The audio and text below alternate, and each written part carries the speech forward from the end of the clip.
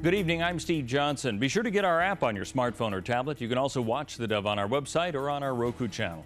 Well, from the Dove newsroom at this hour, a same-sex couple has received a marriage license in Rowan County, the first to be issued since clerk Kim Davis returned to work after being jailed for defying a federal judge. The couple received their marriage license today over the objections of Davis. On returning to work, she said that she would not issue or authorize the licenses, but she also would not interfere with her deputy clerk handing them out. She questioned, though, whether they are valid without her authorization. Judge Bunning indicated last week that he was willing to accept altered marriage license, even though he was not certain of their validity. I, too, have grave doubts whether the license issued under these conditions are even valid. This is why, once again, I urge Governor Beshear, the legislature, and the court to intervene. They have the authorization and the authority to provide these types of accommodations, and there's no reason why they cannot do so.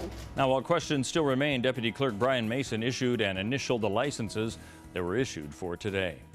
Well, the word on making sure that you're prepared for an emergency in Oregon is getting out, but more needs to be done, according to an emergency response specialist.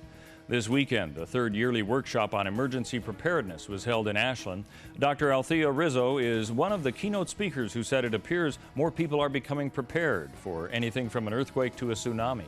But she says more still needs to be done when planning for a catastrophe. If you have one person, for instance, in Ohio, that everyone contacts, you may not be able to use a phone, but you may be able to send them a text afterwards so that everybody calls Aunt Martha in Ohio and to let her know they're safe. And then people can relax and go about getting back to work and getting through recovery. About 400 people attended the weekend workshop. The Ashland Fire Department says that's about the same number attending the two previous seminars, now totaling 1,200 in Southern Oregon who've gone through the program.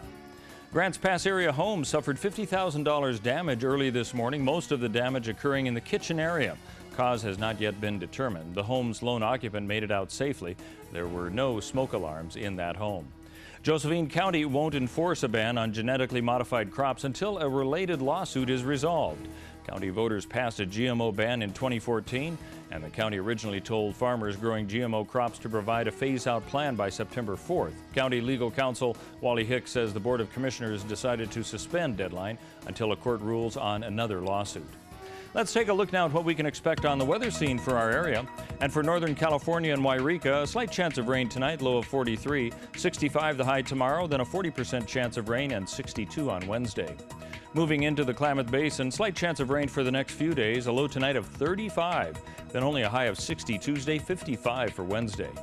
As we move along the Oregon coastal area, partly cloudy tonight, low of 48, 64 for both Tuesday and Wednesday with a good chance for rain on Wednesday.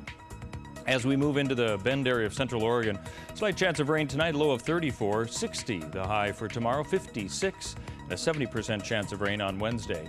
And for Southern Oregon in the Medford area, slight chance of rain tonight and tomorrow, a high of 67 tomorrow, 68 for Wednesday with about a 70% chance of rain.